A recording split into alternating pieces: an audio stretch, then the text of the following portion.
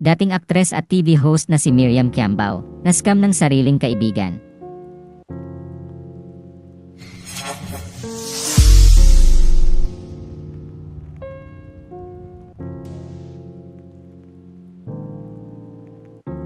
Naging bisita ang dating beauty queen na si Miriam Kiambao sa programang Fast Talk with Boy Abunda nitong Biyernes, November 29, 2024. Doon ay ibinunyag niya na naubos ang life savings niya na umaabot umano ng milyon matapos ma-scam ng kanyang kaibigan. Ibinahagi ng dating aktres at TV host sa naturang panayam na kapartner niya ang kaibigan niya sa pag-i-invest sa properties na na-foreclose ng mga bangko. Ngunit ang kaibigan na lang niya ang nag-manage ng lahat ng properties nang ikasal siya sa kanyang unang asawa na si Claudio Rondinelli at lumipat siya sa Hong Kong.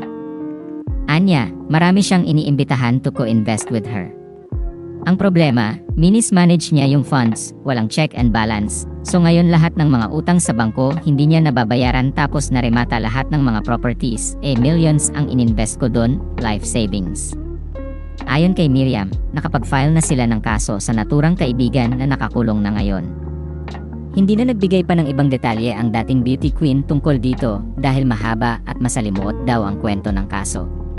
Inamin din ang dating aktres at TV host sa naturang panayam na nagkaroon siya ng depresyon matapos ang nangyaring hiwalayan nila ng kanyang dating asawa at dahil sa dagdag na problema na pagkawala ng life savings niya.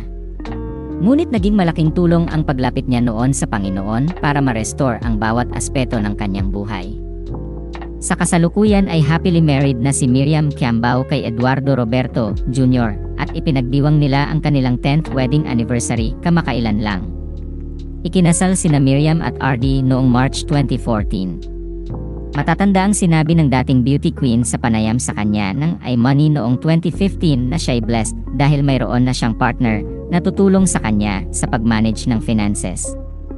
Ayon pa sa kanya, business partner at ministry partner din niya ang kanyang life partner na si RD. Samantala, ibinahagi ni Miriam sa panayam sa kanya ni Boy Abunda na ikinasal sila ni Claudio sa Boracay at lumipat sila sa Hong Kong. Ngunit matapos ang 2.5 taon ay heartbroken siya dahil ayon sa kanya, he fell in love with a much younger Brazilian model.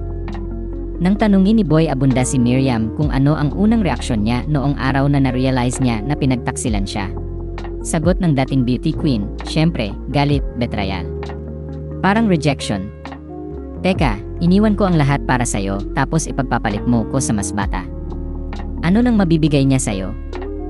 Sinabi rin ni Miriam na hindi na rin sila dumaan sa confrontation dahil umamin agad ang dating asawa niya noong tanungin niya ito kung meron ng ibang mahal. Ibinalita ng Pep.ph na bumalik ng Maynila si Miriam noong June 2006 at inanunsyo niya na hiwalay na sila ni Claudio.